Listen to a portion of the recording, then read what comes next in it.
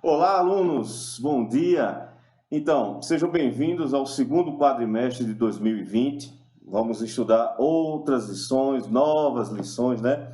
Mas antes de começar a aula propriamente dita, eu queria deixar alguns avisos para a turma do nível intermediário. Então, vamos lá. Primeiro aviso, as revistas já chegaram, tá ok? Então, peguem a sua revistinha lá na igreja. Eu fiz o pedido conforme a quantidade de pessoas que marcaram no dia da matrícula, dizendo que gostaria de pegar a revista na igreja e teriam tempo para isso. Então, por favor, vão na igreja, tá? Combinem com o pastor Paulo, com o Deverson, ou às vezes a Diana também está lá. Vai ficar no templo, então peguem a sua revista. Ah, Daniel, questão de pagamento. Então, a gente vai manter o mesmo valor, que é R$ 10 a revista, e vai ter que ser como oferta, né? Por enquanto que os cultos não estão presenciais, vai ter que ser oferta via transferência. Mas o valor da revistinha ficou R$ 10. Então, esse é o primeiro aviso. Mas, como as revistas não tinham chegado, eu já coloquei no grupo o PDF para vocês já irem acompanhando. Espero que vocês já tenham lido essa semana. E para ficar até mais fácil da gente conversar na aula de hoje. Esse é o primeiro aviso. Segundo aviso, mudou um pouco a dinâmica em relação às nossas avaliações. O que é que vai acontecer? A gente fazia 2 avaliações, né, em períodos bem espaçados e tudo. Eu mudei um pouco. O que é que vai acontecer agora?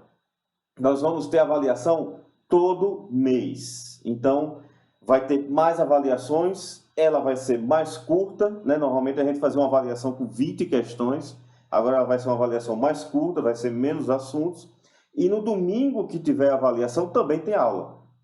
Então, o que acontece faz a avaliação, faz a prova muito rápido, 15, 20 minutos, responde só de marcar, vão ser menos questões, mais enxuta, e assiste a aula, tá ok? Quem opta por não fazer a prova, eu não gosto, eu não faço, não quero participar, não vai perder o domingo sem aula, vai ter aula normal. Então, repetindo, nós vamos ter avaliação todo mês, então vão ser 4 avaliações, certo?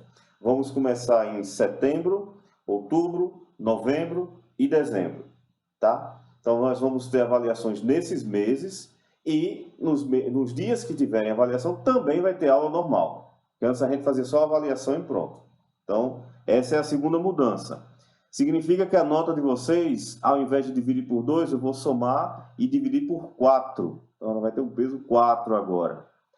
Isso vai fazer com que vocês procurem mais em relação às aulas, né? Não podem perder. Mantenham-se estudando a cada mês, certo? E deixar vocês mais frenéticos em relação ao estudo, à leitura da revista, e vocês têm a oportunidade de ter as aulas gravadas e podem assistir a qualquer momento, né? Então, primeiro aviso foi a chegada das revistas, segundo aviso, nosso modelo de avaliação, ok? Muito bem, avisos dados. Agora, vamos embora para a nossa aula, começar a nossa primeira lição da nossa revista Vivendo no Amor de Deus, que basicamente é o estudo das cartas joaninas. Vamos embora agora começar esse quadrimestre estudando as cartas de João. Vamos lá?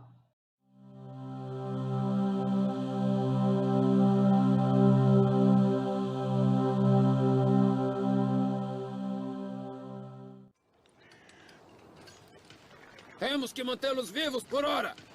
Vamos, escriba. Até tu precisas comer. Este é para ti, Teófilo.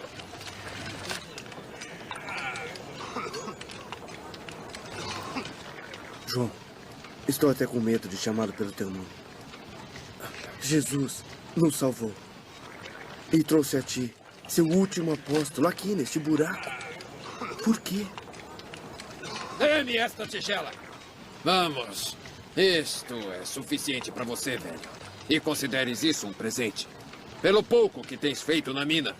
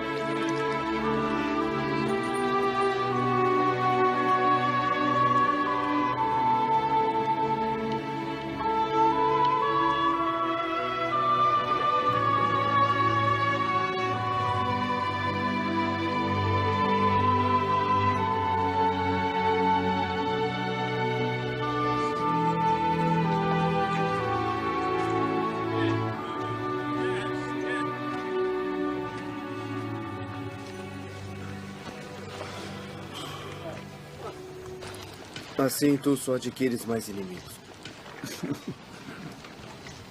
Estás sem forças, Demétrio. Gostaria de ter a tua força. Ah, minha força. Minha força não vem de mim. Vem do Senhor. Muito bem. Vamos lá começar. Olha só.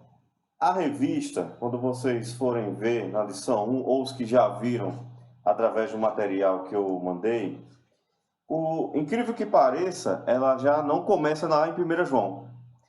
A lição 1 é um convite para que a gente conheça um pouco sobre o apóstolo João.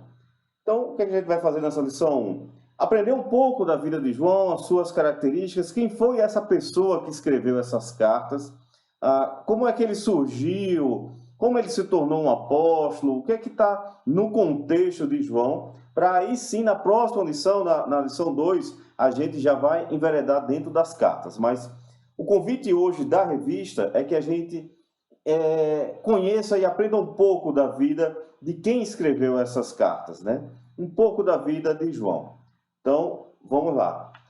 E já aviso o seguinte, preparem a Bíblia, já separem a sua Bíblia aí, separa a Bíblia, que hoje a gente vai ler bastante Bíblia, certo? Então, vou ficar pequenininho aqui. Muito bem.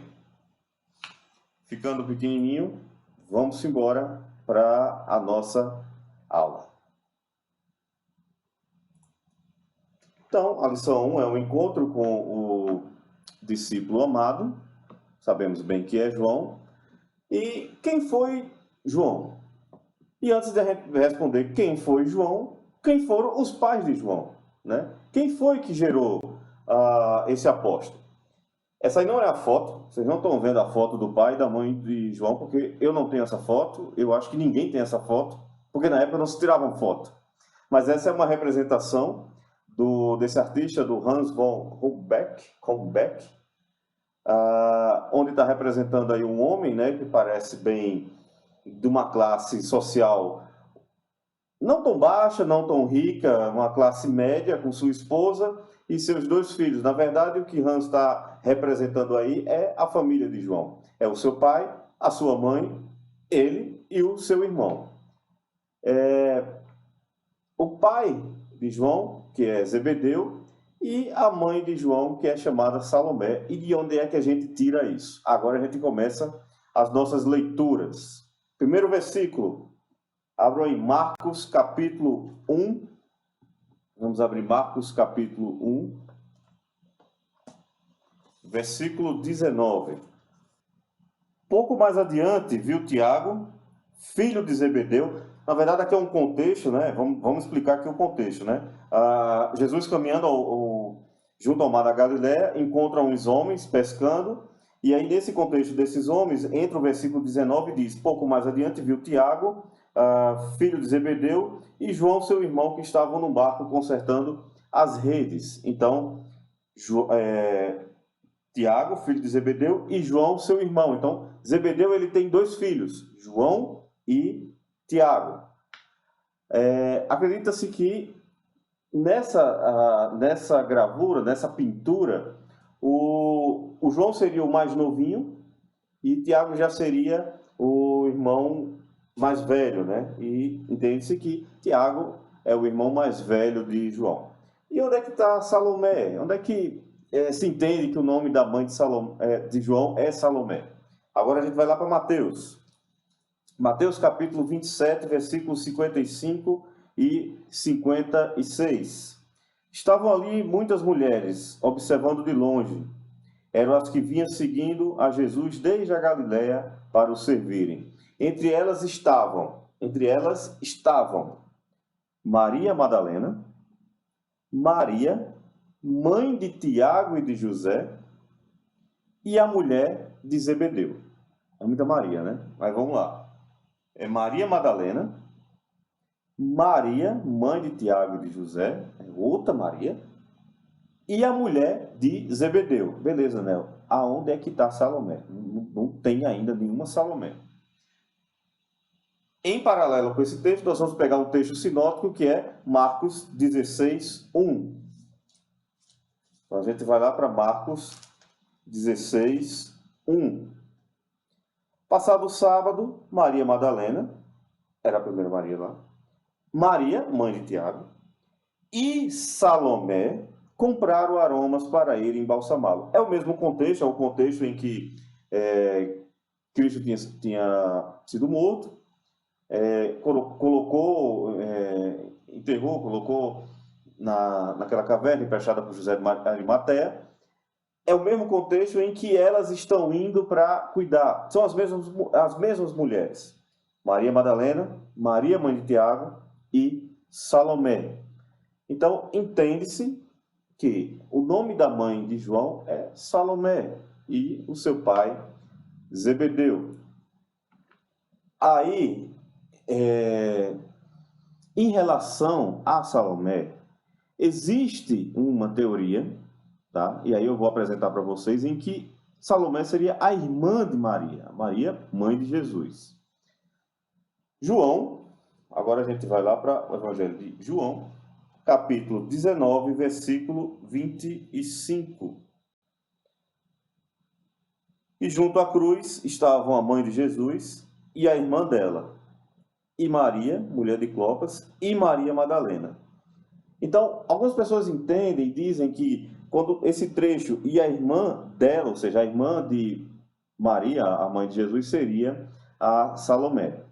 E não só por causa desse trecho, mas por causa de estudos, análise de históricos paralelos em relação à Escritura Sagrada e tudo, eles vêm a dizer que Salomé seria a irmã de Maria, mãe de Jesus. Com isso, o que acontece é que, no caso, João seria primo de Jesus.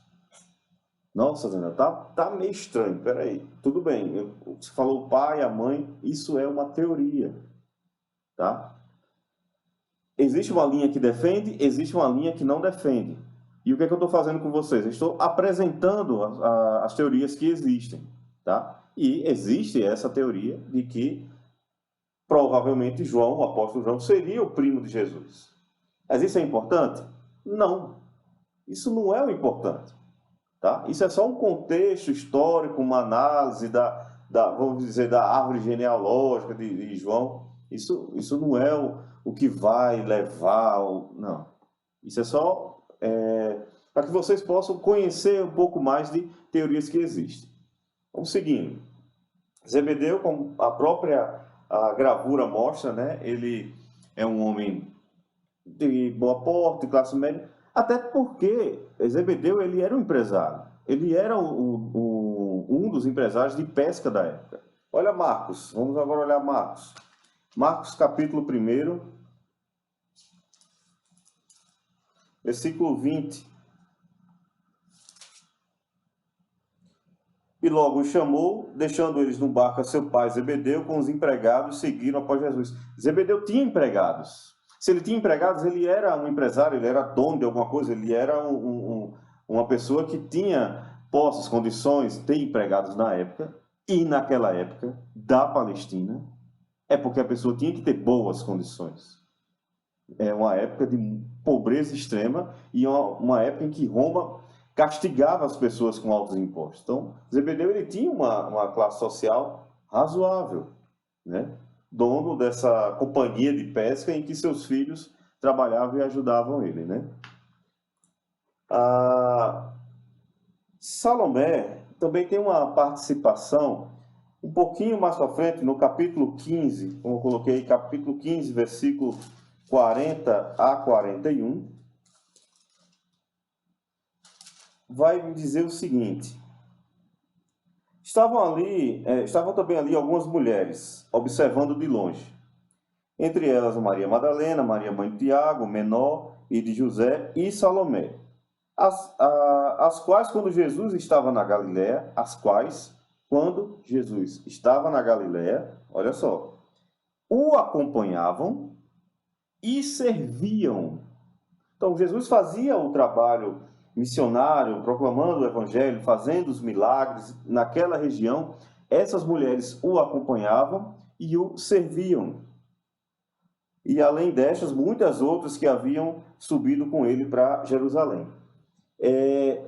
Existe um estudo muito interessante que se faz na época da Palestina em relação à questão do papel da mulher.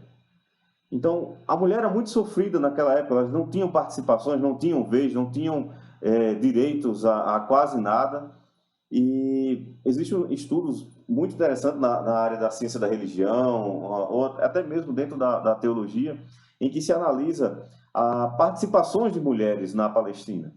E é incrível a quantidade de arcabouços que se encontram de mulheres que ajudavam o ministério de Jesus. E depois essas ou outras mulheres que ajudaram o ministério de Paulo, mulheres que ajudaram o ministério de Pedro, o ministério de João. Então, a participação de mulheres ajudando na proclamação do Evangelho, ajudando na formação do reino de Deus. É muito interessante, assim, algo que quem quiser pesquisar, enveredar por esse caminho, são estudos bem interessantes, são pesquisas que mostram o papel da mulher ajudando. E graças a Deus pelas mulheres da PIBAC também, né, que têm ajudado. Nós temos vários exemplos dentro da PIBAC de esposas, jovens mulheres em que têm ministérios abençoados, têm ajudado a PIBAC, têm ajudado os homens, né? Então,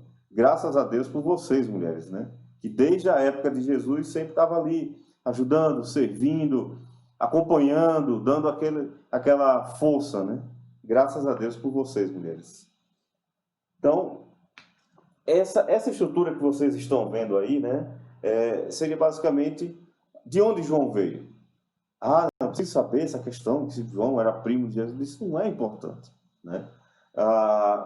O importante é saber, pelo menos, né, o pai e a mãe de João, e essa questão que João já veio, entendam só, daqui a gente consegue extrair que João já veio de um berço, de uma classe média. João não era pobrinho, nem era rico demais, mas ele já veio de uma classe em que ele sabia muito bem as questões de tributos, conhecia muito bem questões de leis, tá? E tem outras características que a gente vai ver para frente, para não soltar os spoilers agora. Vamos lá. E como é que João encontrou Jesus? Como é que isso aconteceu? Bem, na verdade ele encontrou primeiro João Batista. Então, estava aí João Batista pregando no deserto, né? E nos remete ao texto de João, capítulo 1, o versículo 35 ao versículo 40. Caramba, Daniel, você está lendo muito texto. Nós vamos ler muitos versículos hoje. Isso é bom.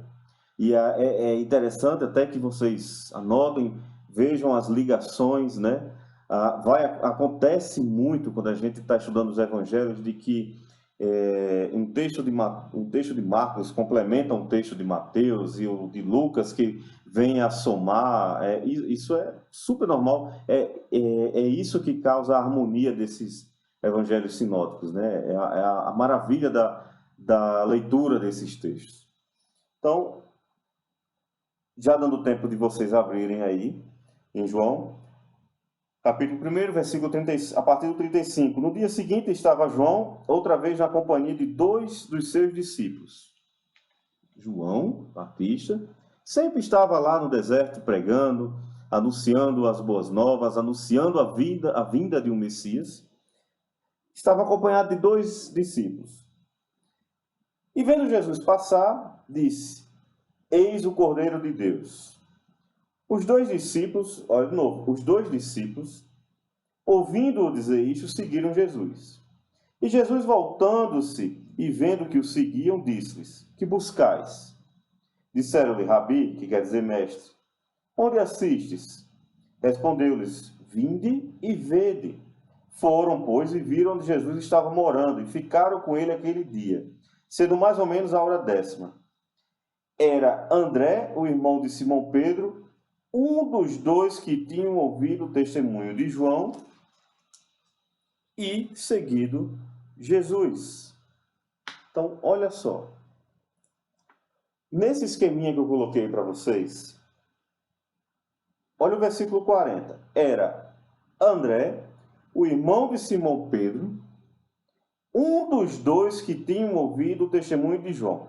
O texto já começa dizendo, João estava no deserto e estava acompanhado de 2 discípulos. E no versículo 40 ele já deixa bem explícito. Um deles era André. E onde é que entra João nessa história? Nos relatos bíblicos, a gente não vai estudar o Evangelho de João. Seria magnífico estudar o Evangelho de João. Mas deixa eu dizer uma característica sobre o Evangelho de João. Na escrita desse texto, na escrita desse livro, João ele não se revela muito. Ele não fala de si mesmo. Ele não gosta de... É como se ele não gostasse de aparecer nas histórias. Claro, em momentos alguns ele vai aparecer. Então, existem vários pontos do Evangelho de João em que ele se omite. E por causa dessa característica de escrita do João, é uma característica dele, tá? Por causa dessas características, somado a relatos históricos em que se observa, que se tem levantamento da época, vem-se a crer que o segundo discípulo de João Batista seria João. Isso é magnífico, se for verdade. E acredito que isso seja 85% de verdade. Sabe por quê? O que João Batista pregava no deserto sempre era esse versículo que está aí. Eis o Cordeiro de Deus que tira o pecado do mundo. Ou seja, João Batista passava todo o tempo no deserto, sempre proclamando a vinda de um Messias. Sempre dizendo, há de vir um Messias, há de vir um Salvador. E se João for realmente um dos discípulos de João Batista, que estava sempre ali com ele, sempre aprendendo, sempre estudando com ele, ele já tinha uma mente formada que haveria de vir um Messias. O Messias anunciado. O Messias que foi anunciado desde os textos apocalípticos do Antigo Testamento. Tá? Então, aqueles textos apocalípticos lá de Daniel, Ezequiel, todos aqueles livros lá que proclamavam a vinda de um Messias, a chegada de um Messias que iria trazer o trono de Deus aqui para a terra, já era inculcado na cabeça de João e de todos os discípulos que acompanhavam João Batista, mas na cabeça dele já estava sendo formada essa ideia, há de vir um Messias, há de vir um Messias, e de tal forma que quando João Batista vê Jesus, já tinha proclamado que ele era o Cordeiro de Deus que tira o pecado no mundo, e ele tinha dito isso em versículos anteriores, aqui no versículo 29, no dia seguinte, viu João a Jesus que vinha para ele e disse, eis o Cordeiro de Deus que tira o pecado do mundo. João Batista já tinha dito isso, ele já tinha proclamado. Ele vê novamente Jesus e diz, e vendo Jesus passar, disse, eis o Cordeiro de Deus. Foi provavelmente quando João deu o estalo, fez o Messias, o prometido, o Filho do homem que vai nos salvar. E aí o resto do texto diz, os 2 discípulos, ouvindo dizer isso, seguiram Jesus. Não havia nenhuma dificuldade de João em reconhecer Jesus como Messias, como Salvador, e seguir ele. Porque ele já estava muito bem sendo ensinado por João Batista. Já estava sendo muito bem, a mente dele já estava sendo muito bem preparada. Então, João já chega para Jesus com uma mente preparada, sabendo, ele é o mestre, é ele que vai me ensinar. E aí eu vou tirar uma pausa em relação a isso e refletir o seguinte. A gente devia ter a mesma mente de João, né? Nós já somos crentes há um bom tempo, né? Alguns já são crentes de muitos anos, alguns são novos convertidos, né? Nós temos pessoas de diferentes períodos de tempo em que já entenderam a mensagem do Evangelho, já entenderam a mensagem da cruz, mas mesmo assim, independente do tempo em que isso já vem sido exercitado, já vem sido inculcado nas nossas mentes, já vem sendo absorvido no nosso entendimento, a gente tem que parar e pensar. Tudo que eu aprendi, tudo que eu li, tudo que foi absorvido é do ponto de chegar assim, como João fez, de largar tudo e seguir. Nós estamos seguindo a Jesus? É isso que eu quero dizer. Nós estamos seguindo a Jesus ou a gente só está se enchendo de muito ensinamento, de muito ensino, de muita teoria? Ou nós estamos seguindo o mestre? A teoria, o ensino, a daqui, ela é boa, ela deve existir. Mas não é isso que vai levar a nossa vida. É o Senhor Jesus que vai levar a nossa vida. Então, nós estamos largando tudo e seguindo. E claro, a gente não vai sair nas ruas aqui. Jesus não está mais andando no seu corpo físico, no seu corpo metade 100% Deus, 100% homem, né? Não está mais. A gente não vai ficar andando por aqui. Mas o seguir a Cristo nós estamos seguindo os seus mandamentos. Nós estamos realmente seguindo, vendo, reconhecendo o Messias e seguindo ele. Isso é um ponto para refletir. Isso é um ponto em que trago para a gente observar em nossas vidas. Mas vamos lá. E como é que João encontrou Jesus, né? Porque assim, a gente viu que há uma grande probabilidade, grande mesmo, de João ter sido ensinado por João Batista. E João Batista apresentou Jesus. Esses dois discípulos viram Jesus e parece que imediatamente seguiu. Mas quando a gente vai fazendo a leitura dos evangelhos, isso meio que parece que some e depois João está o quê? Está lá na empresa do pai dele, trabalhando. Está lá pescando, está lá ajeitando as redes, está lá puxando os peixes. Então, assim, no início do texto aqui, João seguiu Jesus, teve uma conversa, onde o Senhor mora, o Senhor é o Salvador. Acaba a leitura e João está lá trabalhando.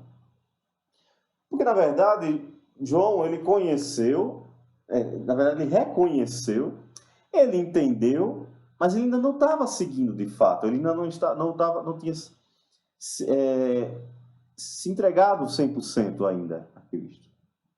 E aí vem um texto bem conhecido, Lucas capítulo 5, que vocês conhecem muito bem como a pesca maravilhosa, né? Lucas capítulo 5, versículo 1 a 11, aí eu vou deixar de exercício para vocês lerem. E sabemos que Jesus estava sendo atolado pela multidão, as pessoas querendo ouvir mais dele, e ele vê aquele barco, vê os dois homens trabalhando, vai lá, pede para que eles venham para ajude ele, coloca o barco na margem do rio, sobe no barco, senta e começa a falar e começa a ensinar para as pessoas. Depois ele vai se distancia da margem, né? Tem todo aquele milagre da pesca em que eles puxam peixe. A história a gente conhece, tá? Aqui foi onde João teve aquele verdadeiro encontro. Porque o primeiro encontro foi, tá ali, ó, aquele ali é Jesus. Legal. Vou falar com ele, trocar uma ideia, beleza. Outra coisa essa intimidade, houve uma intimidade, houve um verdadeiro encontro, houve uma mudança. Naquele momento, aqueles homens que estavam no barco, eles realmente mudaram o coração deles. Houve uma mudança real. E com essa mudança real, o texto dos evangelhos quebra. Há uma sequência de milagres e várias outras coisas que Jesus vai realizar. E quando chega em um determinado momento, que está bem descrito aí em Marcos, agora a gente vai lá para Marcos capítulo 3. Marcos capítulo 3, do versículo 13 a 18. esse texto, essa perícope de 13 a 18, que é conhecido como a escolha que Jesus faz dos 12. Olha só, depois subiu ao monte e chamou os que ele mesmo quis, e vieram para junto dele. Então designou 12 para estarem com ele. Jesus já tinha conhecido os 12. Os 12 já tinham realizado um verdadeiro encontro, eles passaram por uma experiência com Cristo que mudaram a vida deles. A experiência de João Batista dizendo, Jesus ali, não foi o que mudou João. Mas esse contexto da pesca maravilhosa foi que mudou o coração dele. Que realmente fez com que ele seguisse. E ele acompanha Jesus e vê alguns milagres, vê algumas coisas e tal. E até o ponto que chega a esse texto aqui, que Jesus vai subir para esse monte e vai fazer a escolha. Ele vai nomear os 12 que iriam realmente ser os seus apóstolos. Vai estarem com ele e para os enviar e pregar. E exercer a autoridade de expelir demônios. Eis os 12 que designou: Simão, a quem acrescentou o nome de Pedro, Tiago, filho de Zebedeu, e João, seu irmão. Tiago, filho de Zebedeu, e João, seu irmão. João, irmão mais novo de Tiago. A qual deu o nome de Boanerges, que quer dizer filhos do trovão. André, Filipe, Bartolomeu, Mateus, Tomé, Tiago, filho de Alfeu, Tadeu, Simão, o Zelote, e Judas Iscariote foi quem o traiu. Então ele nomeia os 12, mas olha o João aqui. Olha o João já com o coração trabalhado, e já tinha passado uma experiência com Cristo, já tinha vivenciado algo diferente na sua vida do que um simples, olha Jesus ali. É diferente. E nas nossas vidas a gente já teve essa experiência maravilhosa que mudou o nosso coração e nos fez seguir a Cristo, nos tornando hoje seus filhos, soldados, discípulos de Cristo, prontos para anunciar o Evangelho, prontos para entender a sua palavra, prontos para proclamar o reino de Deus. Mas um dia houve uma experiência, um dia houve algo de diferente. Um dia houve. Vamos seguindo. Algumas características de João. Não teve características? Teve. Quais foram as características de João? Primeira que eu coloquei aqui, e que tem na nossa revista também. Para quem quiser seguir na revista, essas características vai estar dentro da lição, da seção 3, tá? A gente começa a entrar aqui na seção 3. Eu não vou dizer a página porque a revista do professor é diferente da revista do aluno, mas é dentro da seção 3, onde nós vamos começar a discutir algumas características de João. Mas olha só, mesmo estudando, você pode dizer assim, caramba, ao invés de eu estar estudando Jesus, eu estou estudando João. Para que danado eu quero saber da vida de João? Bem, por vários motivos. Mas eu posso dizer, primeiro, entender quem foi essa pessoa e em que contexto ela escreveu cartas que nós vamos estudar com mais afinco, com mais detalhe e aprender para a nossa vida prática. Quem foi essa pessoa? Quem foi esse João? Segundo, estudar a vida do apóstolo, não estamos exaltando o João, mas por meio da vida dele, eu já consegui destacar duas coisas para a nossa vida. Essa questão do encontro verdadeiro, se estamos realmente seguindo ao Messias, e experiências que fizeram que a gente mudasse, que o nosso coração mudasse, deixasse de ser um coração de pedra para ser um coração de carne e seguisse e amasse a Cristo. João passou pelas mesmas coisas. Provavelmente os discípulos, os outros também passaram pela mesma coisa. E com certeza, você que está me assistindo, passou a mesma coisa. É incrível, a história se repete, né? Mas vamos lá, vamos ver algumas características de João. Porque assim, ele é apóstolo, então ele é bonzinho, ele fazia tudo direito, caramba. O cara deve ser o cara, né? Vamos ver. Temperamento explosivo, Marcos, capítulo 3, versículo 17. A gente já está dentro desse texto. E olha só, Tiago, filho de Zebedeu, e João, seu irmão, as quais deu o nome de Boanerges, que quer dizer filhos do trovão. Se você não prestou atenção, não foi eu, não foi o João que escreveu quando estava escrevendo, desculpa, o Marcos quando estava escrevendo, foi Cristo que chamou eles dois de filhos do trovão. Então, se Jesus está nomeando uma pessoa de filhos do trovão, provavelmente não era uma pessoa muito sensívelzinha, não era uma pessoa muito meigazinha, era uma pessoa explosiva. Caramba, João era um cara explosivo? Provavelmente. Para o próprio Cristo dizer assim, rapaz, eu vou lhe chamar de filho do trovão, porque você é brabo, viu? Isso mostra que os apóstolos eles eram homens falhos, pecadores, e que só tinham o que tinham pela misericórdia de Deus e o poder do Espírito Santo. Nada vinha deles. Tem outra característica? Tem. Ambicioso. Não. Quer dizer então que João era um homem ambicioso? Não. Essas características mostram momentos em que João vacilou em alguma coisa ou ele expressou alguma coisa que, por exemplo, deve ter em alguns momentos ter se mostrado explosivo a ponto de dizer, rapaz, você é um filho de trovão, porque é um bravo. E nesse texto que a gente vai ler, João ele representou uma característica ambiciosa. Isso mostra que o João era falho, mas o João era falho, mas Cristo o moldou a tal ponto que ele vai escrever a tal ponto que ele ficou preparado para escrever o Apocalipse. Ele não escreveu ainda não, vamos lá. Marcos capítulo 10, 35 a 40. Então se aproximaram dele Tiago e João, filhos de Zebedeu, dizendo-lhe, mestre, queremos que nos conceda o que te vamos pedir.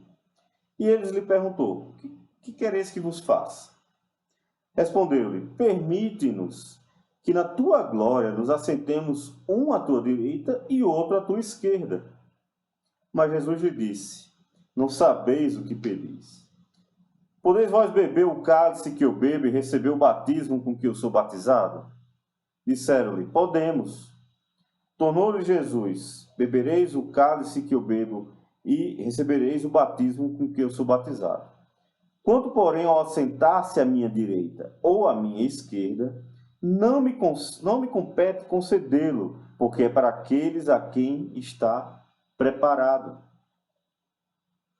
Esse texto é interessante porque ele tem outros ensinamentos intrínsecos aqui, essa parte do batismo, do beber o cálice. Eu não vou entrar nesse ponto aqui. Eu quero entrar no seguinte. João veio com a melhor das intenções do mundo e disse, Senhor, faz o seguinte, tem aqui meu irmão, eu e meu irmão. Deixa um sentado lá. Está lá aquela mesa no céu, né? Aquela coisa nossa, né? Maravilhosa. Aí deixa meu irmão sentar de um lado e eu sentar do outro. Aí está resolvido. Bem, a grosso modo, não parece ser nenhum problema esse pedido de João. Poxa, ele estava querendo ter muito mais intimidade com Jesus. Ele estava, nossa, quando for para o céu, eu quero continuar essa intimidade, quero estar pertinho do mestre, quero estar... Não tem nenhuma maldade aí. Mas e os outros? E os outros 10 apóstolos, cadê? Os outros 10 não vai participar também não? Não vai poder sentar do lado direito, do lado esquerdo? Ele só quer para si? Então, nesse momento, o João ele baixou a guarda e soltou essa. Não me importa os outros não, mas deixa eu sentar à tua direita. A vontade dele, o querer estar do lado de Cristo foi tão grande, foi tão forte, que ele simplesmente anulou a presença de todos os outros e disse, não, deixa eu ficar do teu lado, deixa meu irmão ficar do outro. Mas era um sentimento ambicioso, e aí Cristo faz, olha, não compete isso. Não me compete concedê-lo, porque é para aqueles a quem está preparado. É tanto que, se a gente continua no versículo 41, ó, ouvindo isso, indignaram-se os 10 contra Tiago e João. Meu amigo, e a gente? Você só pensa em si? A gente também quer sentar do lado do mestre. Não é só você, não, o amigão. Dá uma chance também, né?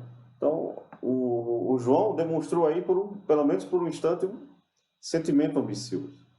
Não quer dizer que João era ruim, que ele era um homem ambicioso, que ele, rapaz, então esse cara não tem cara. Não.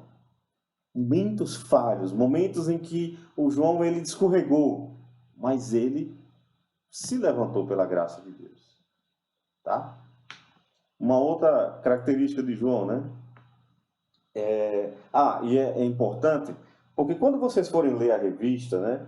Ele separa na seção 3 e ele bota assim, seu temperamento difícil, né? Então, ele já traz o João, dizendo que João ele tem um temperamento difícil. E aí ele bota, ó, seu temperamento explosivo, seu temperamento ambicioso, seu temperamento...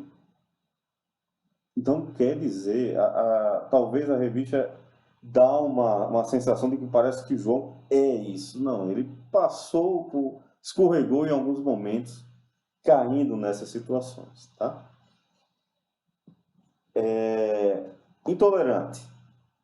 Aí a gente vai lá para Marcos 9, 38 a 41.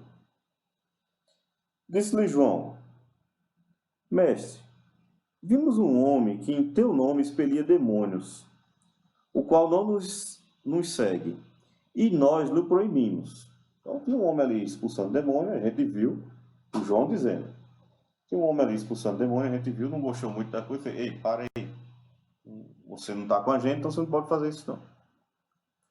Porque não seguia conosco. Aí Jesus, em toda a sua sabedoria, escutando João, fez... Mas Jesus respondeu, não lhe proibais, porque ninguém há que faça milagre em meu nome e logo a seguir possa falar mal de mim. E cuidado para não pegar esse versículo e dizer assim, tá vendo? Então com o nome de Jesus eu posso fazer qualquer coisa. Então, calma. Para não pegar, né, texto fora de contexto é pretexto para heresia. Calma. A gente está analisando uma questão do temperamento intolerante. João era intolerante com qualquer que não estivesse no círculo dos 12. Ninguém poderia fazer nada, só os 12. E aí Jesus, sacando esse pensamento de João fez, João, se justamente eu estou aqui e estou formando vocês, eles ainda eram alunos, iniciantes, ainda estavam aprendendo, não são nesse momento ainda aqueles apóstolos que estavam abrindo igrejas, andando o mundo afora, não estava nesse nível ainda, estavam aprendendo. E ele, João, eu estou aqui justamente ensinando a vocês para que vocês transmitam o poder do evangelho para outras pessoas e você quer proibir? Está meio estranho, não é isso que eu ensinei. Então, Cristo vem com essa resposta magnífica e sábia, para dizer, João, deixa de ser intolerante com os outros. Não é por aí, né? Isso me lembra muito, às vezes, a nossa intolerância, até mesmo dentro da igreja, dentro do mundo cristão. Qualquer pessoa que seja de outra denominação, muitas vezes a gente é intolerante, a gente não aceita a pessoa. Não é da PIBAC? Não aceita, não. Somos intolerantes, às vezes, com os nossos irmãos em Cristo de outras denominações. Vamos amadurecer esse pensamento, né? Olha aí outra característica de João, vingativo. E aí vocês podem estar pensando, cara, eu não sabia que João era explosivo. Acho que o explosivo ele era sempre, para ter um título, acho que é porque ele sempre era explosivo, né? Mas ele já foi, por um momento, ele deu uma sacada assim ambiciosa, foi intolerante e é vingativo. Vamos dar uma olhada nisso aí, Lucas. Lucas capítulo 9. 51 a 56. Olha só. E aconteceu que, ao se completarem os dias em que devia ele ser assunto ao céu, manifestou no semblante a intrépida resolução de ir para Jerusalém, e enviou mensageiros que o antecedessem. Indo eles, entraram numa aldeia de samaritanos para lhe preparar pousada. Mas não o receberam, porque o aspecto dele era de quem decisivamente ia para Jerusalém. Vendo isto, os discípulos Tiago e João perguntaram: Senhor, queres que mandemos descer fogo do céu para os consumir? Quer que a gente mate? Vamos matar esses caras aqui? Jesus, porém, voltando-se, os repreendeu e disse: Vós não sabeis de que espírito sois, pois o Filho do Homem não veio para destruir as almas dos homens, mas para salvá-las. E seguiam para outra aldeia. A rixa dos samaritanos, judeus, e isso vale um estudo histórico fascinante, né? Quando a gente analisa a origem dos fariseus, saduceus, asmodeus, samaritanos, e como é que... Mas há uma rixa, há uma celeuma aí.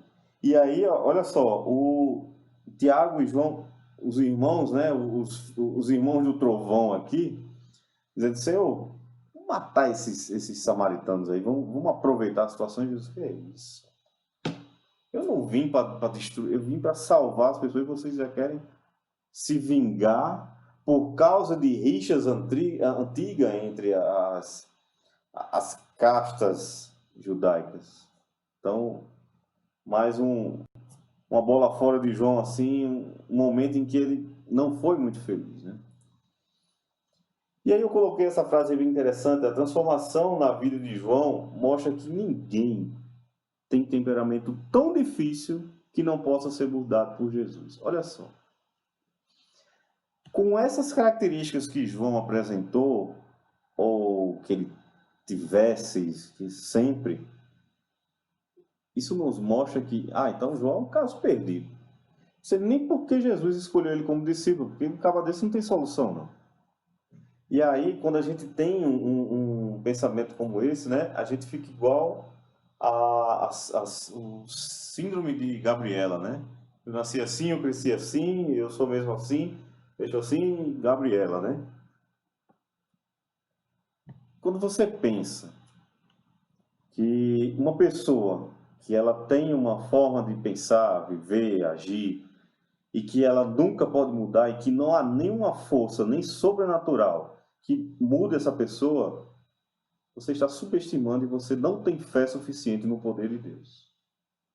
João, aos olhos dos homens, não tinha condição nenhuma de escrever o Evangelho, escrever as 3 cartas, escrever o Apocalipse, nenhuma, zero. Ele não tinha condições nenhuma. Era um homem brabo, bruto, que por um momento foi ambicioso, por um momento queria se vingar. Um homem desse não merece escrever evangelho nenhum. Mas Deus é poderoso para alterar e mudar vidas. Então não venham com síndrome de Gabriela: eu sou assim, não vou mudar. Você muda. Se você deixar Cristo entrar na sua vida, entrar no seu coração, você muda. Não existe isso de que não há nada que eu faça que eu mude. Não existe isso. Deus é poderoso o suficiente para mudar qualquer vida. Se fosse assim, a gente não tinha testemunhos maravilhosos de pessoas recuperadas da Cristolândia e de outros projetos. O que você acha? Uma pessoa mergulhada no crack tem condições de salvar a vida? Nunca. Mas Deus muda aquela vida e aquela vida salva outras vidas. Então, o João, que não tinha nada a oferecer e que tinha... o destino da sua vida era buscar peixe para o seu pai para que a empresa dele não quebre, foi um homem que Deus mudou totalmente e ele transformou outras vidas. E transformam, porque até hoje, quando a gente vai fazer a pessoa aceita Cristo, a gente vai fazer os primeiros ensinamentos, né? As primeiras, os primeiros contatos com a Bíblia, a gente começa sempre por quê? Pelo livro de João. Porque é um livro em que há uma sabedoria de lidar, de colher as pessoas, de um homem brabo, bruto, que escreve palavras, que acolhe pessoas. É só Deus que pode fazer isso. Somente. Vamos lá. Vivência com Jesus. Depois que João ele foi escolhido lá junto com os 12, e ainda levou o título de filho do trovão, de ser tão bravo, né? João passou diversas experiências com Cristo. E aí eu destaquei essas três, né? A primeira, João testemunhou, João e outros também, testemunhou a questão da filha de Jairo, né? Ele viu a menina morta e a menina ressuscita, a Talita, lá em Marcos 5. Vou deixar o texto aí, depois vocês podem ver. A segunda figura é um quadro que representa o quê? A transfiguração. João estava lá na transfiguração. E a terceira é já no final do ministério de Cristo, onde ele já estava indo orar, onde vai surgir, né, a oração sacerdotal de João 17, né? João estava lá e dormindo, né? O quadro, não só ele como os outros, né? E Cristo volta, rapaz, vigia, vocês não conseguem nem por um momento vigiar, aí vai orar de novo, aí eles cai no sono de novo. Mas João estava lá. João viveu, ele teve essas experiências com Cristo e muitas outras. Que quadro é esse aí que eu estou mostrando? Aí você vai dizer, isso aí é a Santa Ceia, né, de Da Vinci, né? Não é a Santa Ceia de Da Vinci. Se quiser, pause o vídeo agora, tá? Bota no Google, quadro Santa Ceia de Da Vinci, né? Não é essa figura, é diferente. Na verdade, existem vários pintores fizeram diferentes demonstrações da Santa Ceia. Esse quadro, que é de um pintor espanhol, é um quadro em que ele representa aquilo que a gente mais conhece de João. Tem uma coisa que me vem à mente agora que a Antônio sempre fala, né? A questão dos círculos, né? Os círculos de intimidade, né? Tem aquelas pessoas que conhecem Cristo e tal. Aí tem os 12, o círculo dos 12, aí tem o círculo dos 3, né? E tem o de João, que é o discípulo amado. Esse quadro representa justamente, olha só quem tem Cristo aí no meio, e olha quem está do lado dele, né? Aquele discípulo em que reclinava a cabeça em Cristo. Vamos abrir João capítulo 13, versículo 23. João 13, 23. Que diz assim: ora, ali estava conchegado a Jesus um dos seus discípulos, aquele a quem ele amava. Então, se conhece essa história de que João tinha essa intimidade de reclinar a cabeça no peito de Cristo, né? Era o discípulo amado e reconhecido como discípulo amado, né? Aquele a quem Jesus amava. Não tem essa expressão para Pedro, não tem essa expressão para Judas, não é para Judas, né? Mas para João tem aquele a quem Jesus amava, né? Demonstrava aquele que tinha uma maior intimidade com Cristo. Um homem bruto, que só sabia de empresa de pesca, que falhou em alguns momentos, queriam até matar alguns homens. Até isso ele queria fazer, se vingar, né? Era o homem a quem Jesus amava. Somente Cristo faz essas maravilhas, somente. E esse quadro, eu separei aí, essa pintura, porque ela representa muito bem essa questão de João próximo de Cristo, né? A cabeça quase reclinando no seu ombro, no seu peito. É um dos quadros, é um dos textos mais conhecidos. E essa questão de que era o discípulo a quem Jesus amava. Muito bem. Temos muita característica de João. E o trabalho apostólico dele, né? Aí eu coloquei alguns trabalhos apostólicos dele.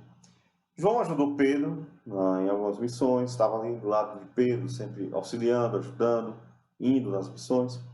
Ele já foi já foi um dos líderes da igreja de Jerusalém, em Jerusalém, e escreveu o Evangelho de João, as 3 cartas que a gente vai estudar, o Apocalipse, que inclusive a gente já estudou o Apocalipse na igreja, e esse Atos de João. Atos de João é um livro apócrifo. Não, porque é livro apócrifo.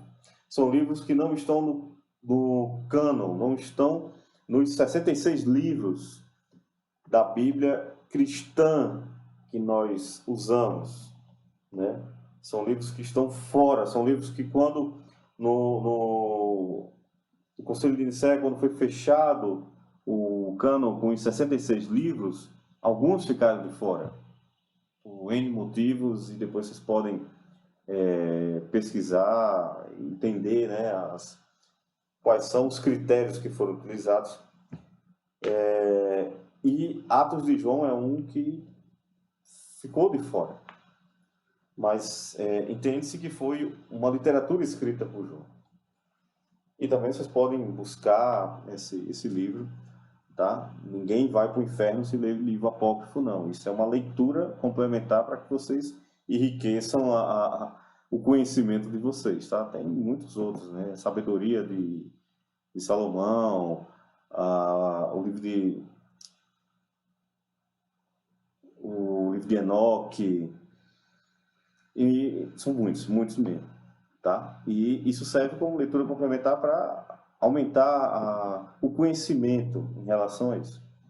Então entende-se que esse Atos de João, que é um livro apócrifo, também foi escrito, é uma literatura que pertence a João. Então João, esse homem bruto, esse homem que tinha tudo para ser qualquer coisa menos um homem que muda vidas, fez essas literaturas. E aí eu fecho a nossa aula com esse textinho: filhinhos, amai-vos uns aos outros. As cartas joaninas, agora eu vou aproveitar para ficar grande de novo.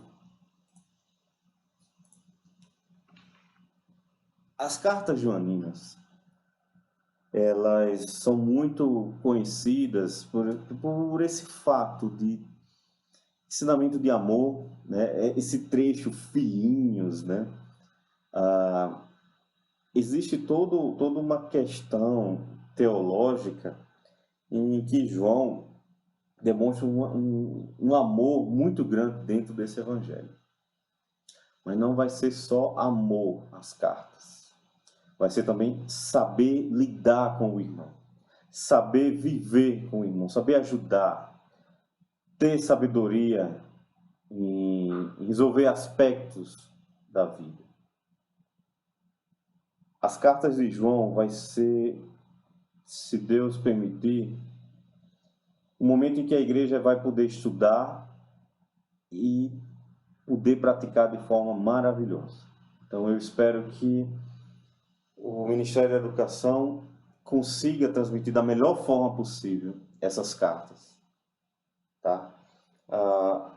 Utilizando por meio da nossa revista, da Cristã Evangélica, e que consigamos absorver a verdadeira essência daquilo que Cristo quer nos passar por meio das cartas de João. Primeira, segunda, terceira carta de João.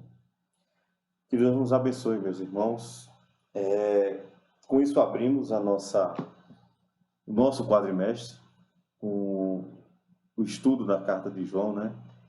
E que possa ser uma bênção na vida de todos. E que tudo que vimos sobre essa questão da vida do apóstolo João não é para engrandecer ele, mas que por meio da vida dele a gente veja coisas que falhamos na nossa vida e que possamos refletir e que possamos ser melhores discípulos de Deus. Amém? Vamos orar para finalizar a nossa aula. Amado Deus, muito obrigado, Senhor, porque o Senhor proporciona momentos como esse, por mais que sejam gravados à distância, em que a Tua palavra é transmitida, ensinada e que todos que estão aqui assistindo possam estar com corações preparados e possam entender e exercitar, Senhor, essa palavra. Muito obrigado por tudo. E que assim como o Senhor mudou a vida de João, muda a nossa vida, nos transforma e faz com que possamos ser pessoas que transformem e mudem outras pessoas, ó Deus. Possamos ser canal do poder do reino de Deus para outras pessoas, ó Pai. Muito obrigado. Em nome de Jesus. Amém. Amém, meus irmãos. Que Deus abençoe e tenham um domingo abençoado. Até mais.